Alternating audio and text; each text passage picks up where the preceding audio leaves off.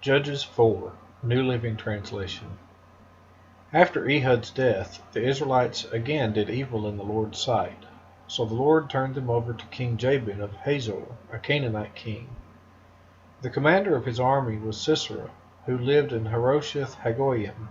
Sisera, who had 900 iron chariots, ruthlessly oppressed the Israelites for 20 years. Then the people of Israel cried out to the Lord for help. Deborah, the wife of Lapidoth, was a prophet who was judging Israel at that time. She would sit under the palm of Deborah, between Ramah and Bethel in the hill country of Ephraim, and the Israelites would go to her for judgment. One day she sent for Barak, son of Abinoam, who lived in Kedesh in the land of Naphtali. She said to him, "This is what the Lord, the God of Israel, commands you. Call out 10,000 warriors from the tribes of Naphtali and Zebulun at Mount Tabor. And I will call out Sisera, commander of Jabin's army, along with his chariots and warriors to the Kishon River. There I will give you victory over him." Barak told her, "I will go, but only if you go with me." "Very well," she replied, "I will go with you. But you will receive no honor in this venture, for the Lord's victory over Sisera will be at the hands of a woman." So Deborah went with Barak to Kedesh. At Kedesh, Barak called together the tribes of Zebulun and Naphtali, and 10,000 warriors went up with him. Deborah also went with him.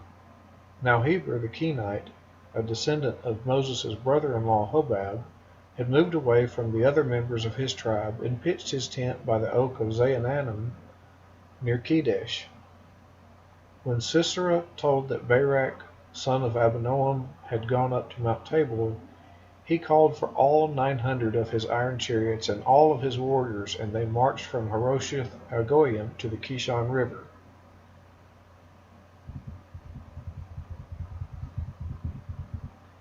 Then Deborah said to Barak, "Get ready. This is the day the Lord will give you victory over Sisera, for the Lord is marching ahead of you."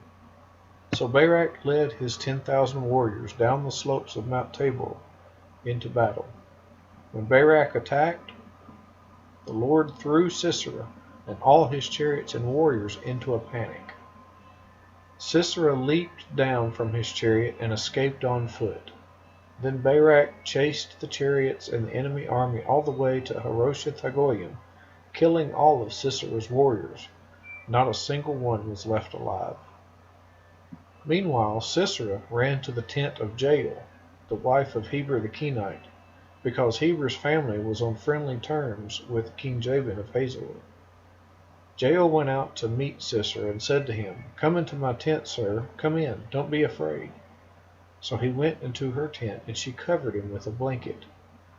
"Please give me some water," he said. "I'm thirsty." So she gave him some milk from a leather bag and covered him again.